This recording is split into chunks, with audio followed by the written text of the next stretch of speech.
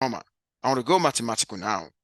Okay, we want to focus now. We're focusing on a probability distribution that we call normal.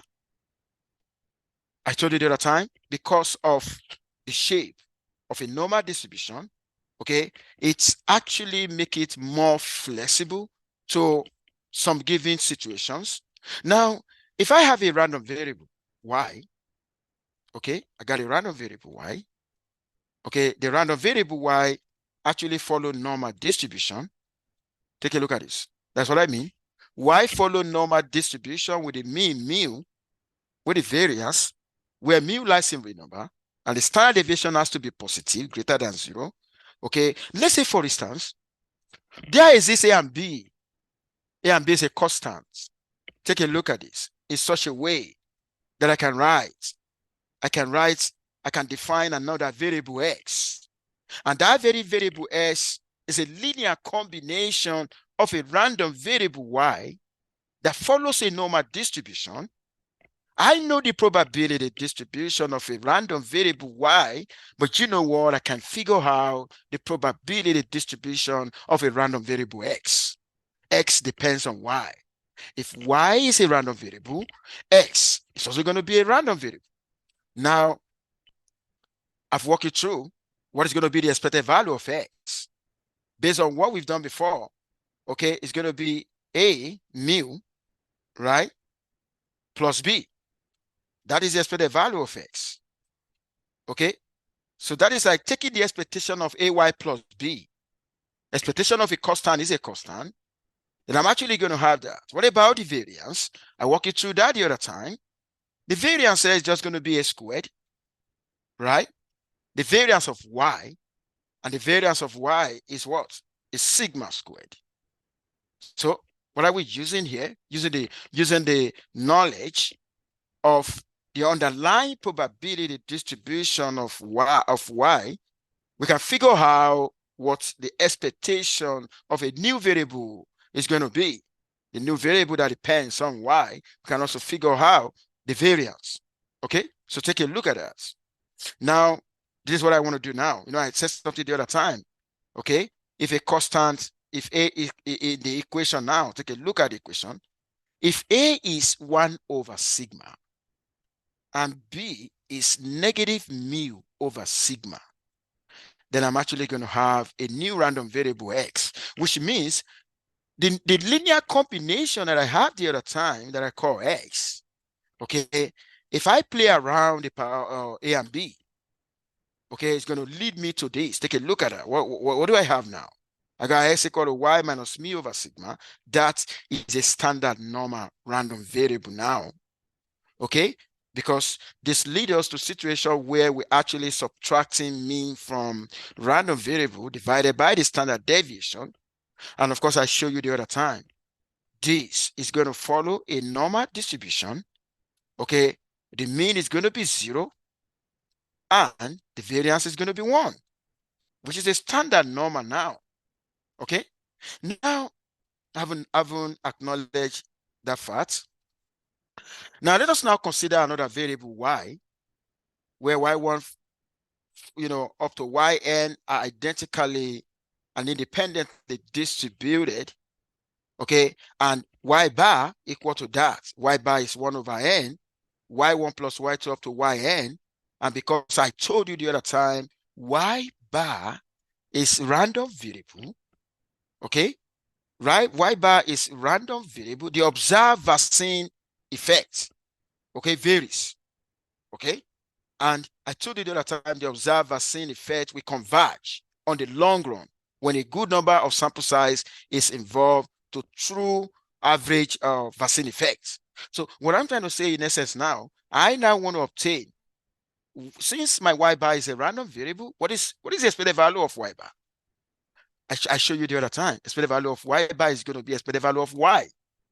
But the variance of y bar is the variance of the average is actually the variance of y divided by n. Okay, please take notes. Divided by n, which is the sample size. if the variance of y is sigma squared, then the variance of y bar is going to be sigma squared over n. Does that make sense? Now, if they ask you about the distribution now, because the underlying random variable follow normal distribution, then the mean as a random variable we also follow normal distribution. Now, if I want to write the distribution now, I'm actually going to write y bar, okay, follow normal. Okay, now I'm going to indicate what does it mean. The mean is still going to be mu, except that the variance now is going to be sigma squared over n. Okay, but you know what? The distribution of y is different. Take a look at the y. Do you see the distribution of y is just mu sigma squared? What is the similarity? What is the similarity between the distribution of y and the distribution of y bar? The similarity is just what?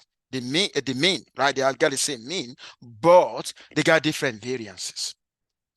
Now, why is it that we prefer working with a group than working with just one person? Go ahead.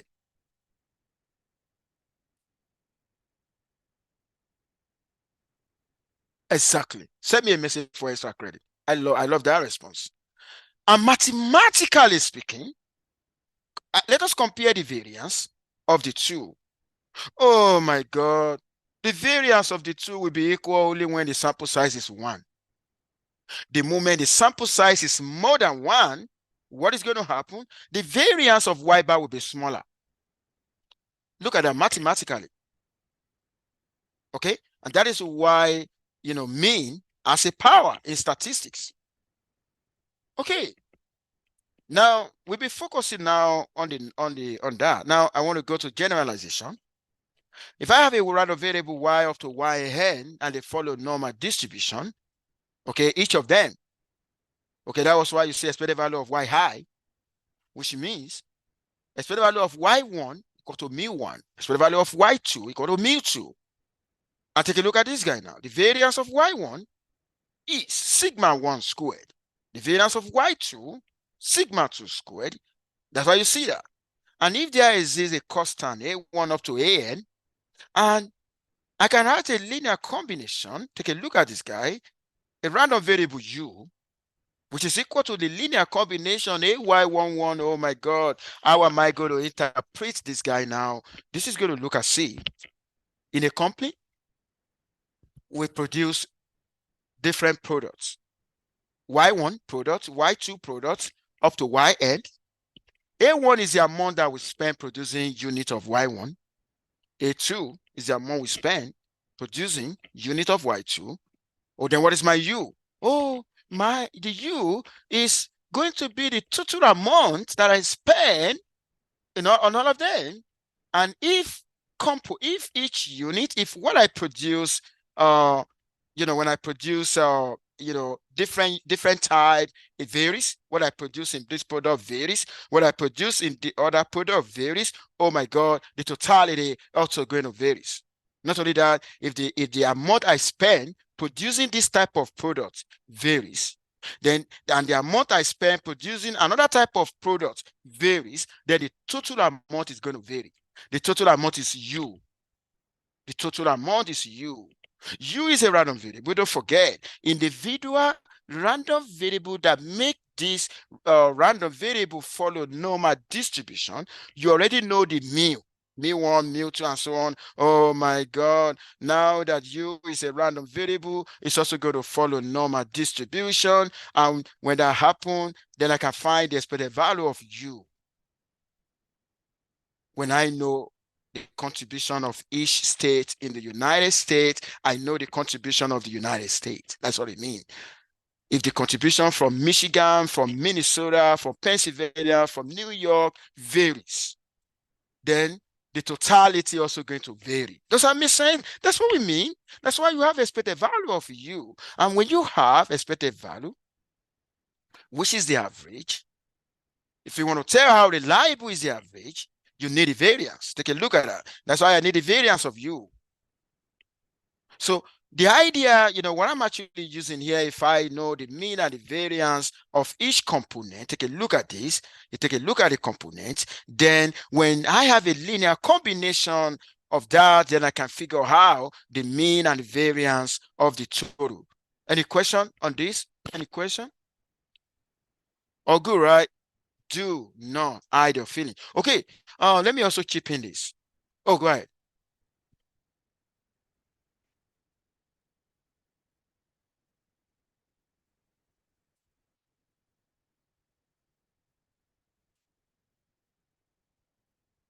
It is not only for normal distribution we can add. Do you know why we're adding? We're adding because the variables are independent. There's no covariance, right? The only thing that would distinguish this from every other distribution that is not normal, okay, from every other distribution that is not normal, is just going to be the expect, like, as for instance, this mu1 will be, what does it mean in that distribution? The sigma 1 square, what is the variance in that particular distribution? Does that make sense now? But our assumption here is all the variables y1 up to yn that made up this architecture, each of them are identically distributed. They follow the same distribution. What if in a situation where y1 follow normal, y2 follow gamma, what is going to be u? Oh my God, that will be complicated. So the assumption here, and that's why we're imposing IID identically and independently. I've answered your question. Okay, now I want to move now. Now, I want to generalize the theorem. If I have a y1 up to yn, okay, there happen to be a random sample taken from a normal distribution with a mu and a variance sigma square. Why am I stressing? Why am I saying normal? Because assumptions of normal distributions enable us to be able to efficiently have what I call a meaningful statistical inference. But that is if and only if the random variable follow normal. We got a way to investigate normality of a random variable. For simplicity, okay? It's very easy using normal. Okay? Now, take a look at this. Y bar is a random variable. I just told you right now. If y1 up to yn follow normal distribution, y bar will also follow normal distribution. The y bar is still going to have the mean of mu, but the variance is going to be sigma square over n. Does that make sense? That is a theory. Okay. Now, I want to do something with you now. I want to show you the reason why working with group is better than working with just one person. And when you are working with group, that will give you opportunity to find the average, right? Okay, take a look at this. I want to prove to you statistically now that working with group, working with mean would lead to gain in efficiency. Take a look at this. This is a situation where y follow normal distribution. You can see the shape is spread out, right? Can you see the center? That is a mu, right? See the center, right? That is a mu, right? Now you can see this guy here. That's a deviation away. We could talk about if that guy is 2, if you have a 2 minus mu sigma, and 2 plus, that is deviation within 2 standard deviation. That is within 2 standard deviation. Okay. Now, if I want to look at the mean, if I'm no longer focusing on random variable y, and I want to focus on the random variable y bar. Okay, compare this graph now. Of course, there's something I want you to notice. Oh my God, you're going to notice something now. Take a look at this guy, sigma. But take a look at this guy. Oh my God. Take a look at that. When you're talking about random variable y, the standard deviation is sigma. When you are talking about random variable y bar, the standard deviation is sigma over root n. How do I get sigma over root n? Okay, I got sigma over root n because the variance of y bar is sigma squared over n. The standard deviation of y bar is going to be the square root of this guy, that will be sigma over root n. Now, are you surprised with this structure that is spread out, that just shrink? When you have a picture like that, okay, that shows gain in efficiency. That shows the number of standard deviation is very, very small compared to the other one. The other one is spread out. Efficiency in statistics actually means you have a minimum variance. Does that make sense? Any question on these two pictures? The two of them represent normal distribution. One is based on the random variable y, and the other one is based on the random variable sample mean. Go ahead.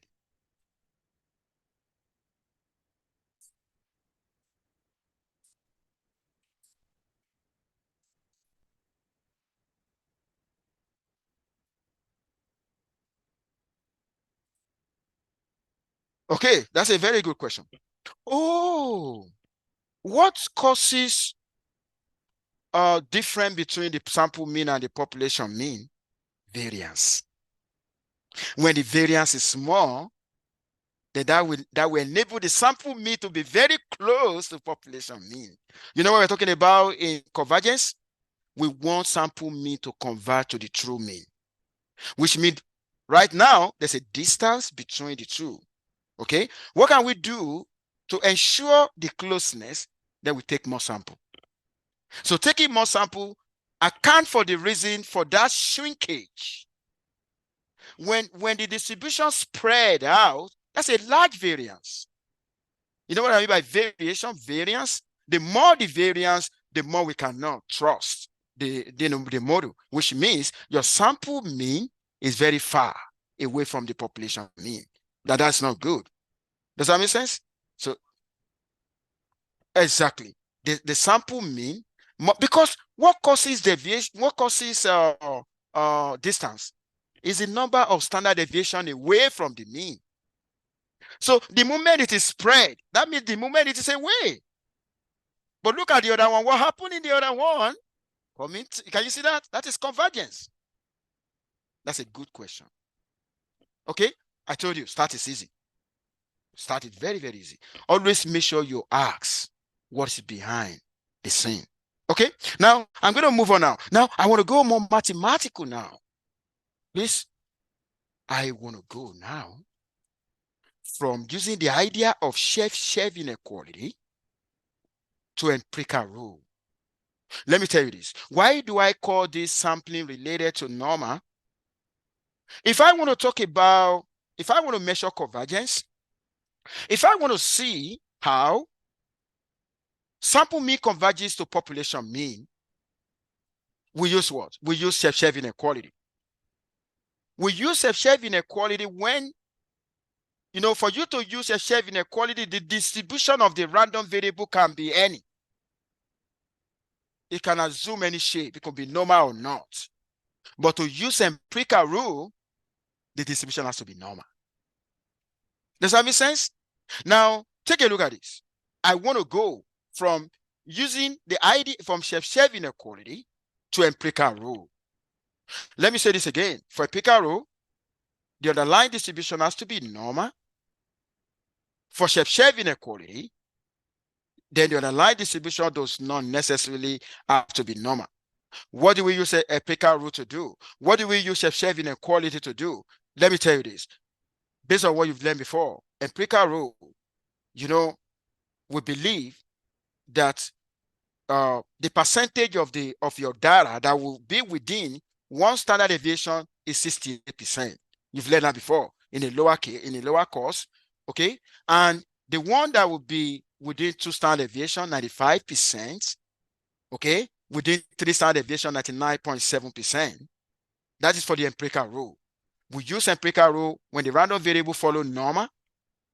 But what if in a situation where the underlying distribution is not normal, and you want to know The percentage of data within 2 standard deviation, within 3 standard deviation, we use Chebyshev rule. Does that make sense? So there's a difference between Chebyshev rule and empirical rule. Now, there's something I want to do now.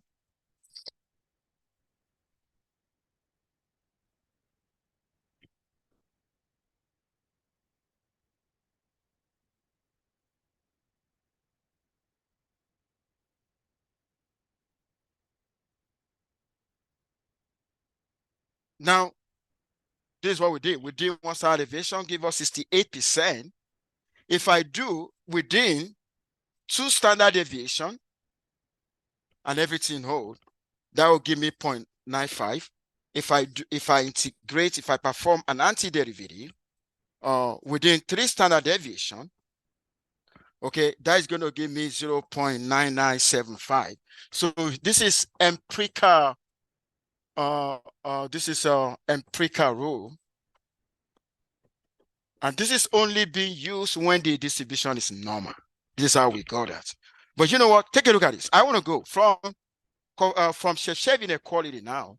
I want to go into empirical rule. Take a look at this. That's Chebyshev, right? Go ahead. That's a very good question. Okay, it is true. It could be Z, it could be Z, and Z could be whatever. You know, Z is number of standard deviation. So I can assume Z equal to 2. Okay, I want to assume Z equal to 2 now. That's a good question. Now, you know what we normally have here, right? 1 minus 1 over K squared. Oh my God. Oh my God. K equal to 2, right? When I plug in K here, right? That will give me what? 75%. Which means for Chebyshev inequality rule, okay, within 2 standard deviation, at least 75%. But for empirical rule, within 2 standard deviation is 95%. What about for within 1 standard deviation for Chebyshev? Look, can somebody tell me? Within 1 standard deviation for Chebyshev, within 1 standard deviation for Chebyshev, what am I going to get? Can somebody help me?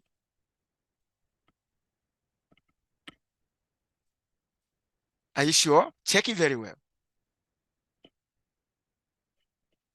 Within 1? Yeah, 0%. You are right. We plug in K to be 1. But that doesn't make sense.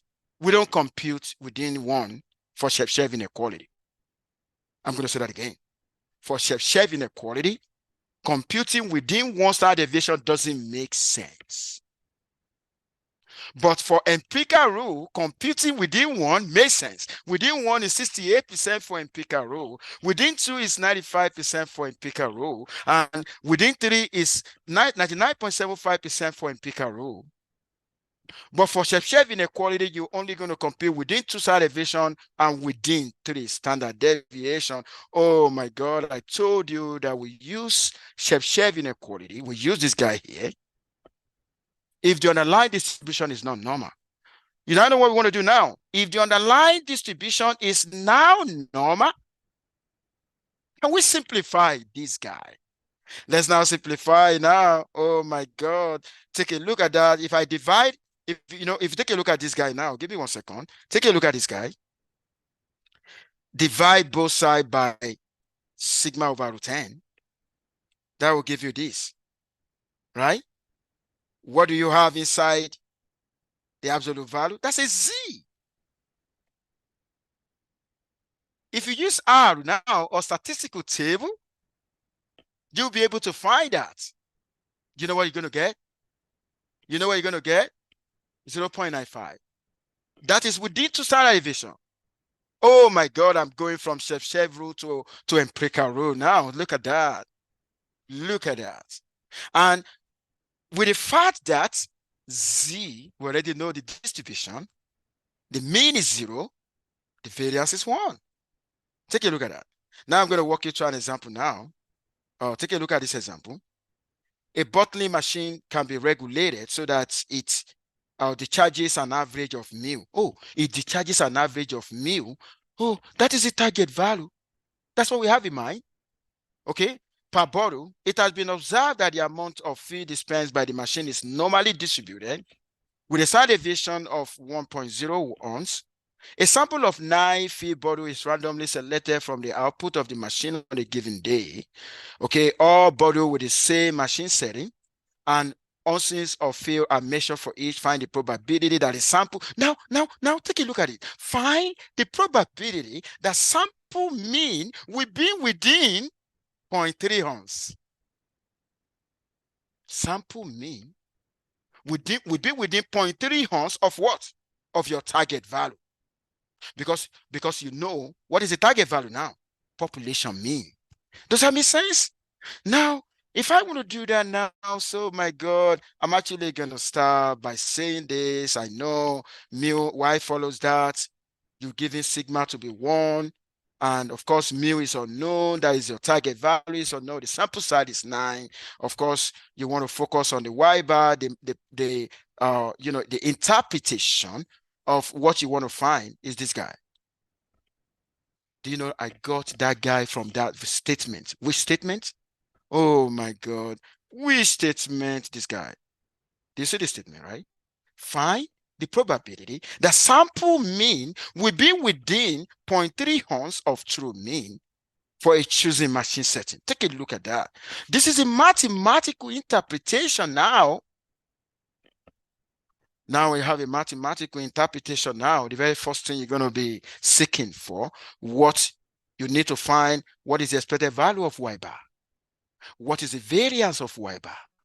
And what is the standard deviation of y bar? And the question is, I know what I walk you through. And you will be able to get all of this through sampling distribution. The sampling distribution is you are having a repeated experiment. Okay? Like what I'm going to do, I can go into a population, choose 50. I go into that population again, choose another 50, and continue to choose. And at the end of the day, from each visit, I complete the mean. If I go 1,000 times, I'm going to have 1,000 means. The mean become random variable.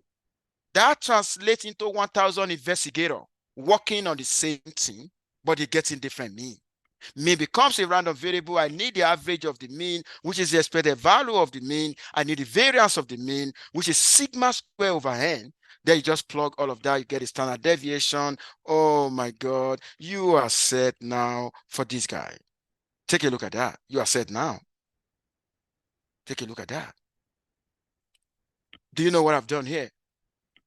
Using the idea of an empirical rule, I want to be, then I will be, what I just need here, take a look at this, go into table. Okay, go into table, normal table, and that will give me 0.6318. So the probability that the sample mean will converge within a 0.3 ounce excuse me, of mean is 0.6318. Okay, because of my time. There's another question. Now, in this question, at times we may know the probability, but we want to figure out the sample size. The knowledge of algebra is required here. I said, referring to example 7.2, how many observations should be included in the sample if we wish y bar to be within, look at that, if we wish y bar to be within 0.3 ounce of mean with the probability 0.95, I told you the other time, the more sample you take, right? So it's like asking us now, how many samples do I need for me to be able to have that probability of convergence? You're going to follow it up. This is interpretation. Okay, take a look at that. It means we need sample size. Okay, you can see it's in terms of square root of n, and you already know the probability to be equal to 0.95. Okay, or what you're just going to do is to invert. Take a look at it. How do I go from there? Take a look at this guy. Okay, up to this, go into the table. You're going to read the table, and at the end of the day, I got 42.68, which means I needed at least, not just exactly 43, at least 43. It could be more than that. If I really want to have that probability of convergence to be as high as 0.95. That is the probability that the sample mean will be within 0.3 ounce. The 0.3 here is the epsilon. Does that make sense? Okay. Oh, where is the table to check from? The table is actually here. You can check from statistical table, normal table. Now, I want to show you empirical rule. I want to show you, take a look at this. This empirical rule, okay? You see the middle? You'll be able to define, you can be able to tell about the area. Take a look at this. 68% of the data fall within one standard deviation. Let's go to the green line. 95% fall within two standard deviations. Let's go to the other line. 99.7% actually fall. So the empirical rule applies to normal distribution. Chebyshev rule apply to, you know, a random variable can follow whatever distribution. Oh, the same way that we have empirical structure, do we also have Chebyshev? Oh, this is Chebyshev. You can see the shape, right? That looks ugly, right? It's not, doesn't have a best shape. Take a look at that. And we're only able to compute just two. I told you, one doesn't make sense. Within one standard deviation, doesn't make sense with Chebyshev inequality. Does that make sense? Take a look at that. Okay. And then the next thing that we're going to have, oh my God, this is the end of this party. It looks as if this party should not finish. The next time we're going to talk about the central limit theorem. Any question before I go? Go ahead. You don't have what? You don't have to compute on a empirical rule. Oh, you have to compute that. That was what we did here. Look at the empirical rule. The question we answered. Here, we're using empirical rule. We're using the idea of normal, checking from normal table. That is an empirical rule. You're also going to make use of Chebyshev too. Take a look at this question. Do you know the same question? I can ask you to in exam. I can ask you to use both Chebyshev inequality and empirical rule. The moment you are able to interpret, take a look at this guy here. Oh my God, look at this guy here. You can apply a Chebyshev rule based on that guy, right? Epsilon is 0.3 there, right? That is 0.3 will be equal to what? K sigma over root n, right? Then the moment you know your sample size, you know your sigma, you'll be able to compute your K. If you really want to compute probability using Chebyshev inequality, you need to be able to determine your K. But with the empirical rule, you don't need K. So the empirical rule is what this is the way you're going to go. So take a look at that, where we're going to be using the idea of a standard normal distribution. Does that make sense? Be sure you all stay safe and have a lovely day. See you on, before I go. Some of you normally submit assignment to section 002. It should be section 001. Even though we introduced section 001 and 002, but section 001 is the main. Does that make sense? Okay, be sure you all stay safe. Have a very beautiful day. Bye for now, everyone.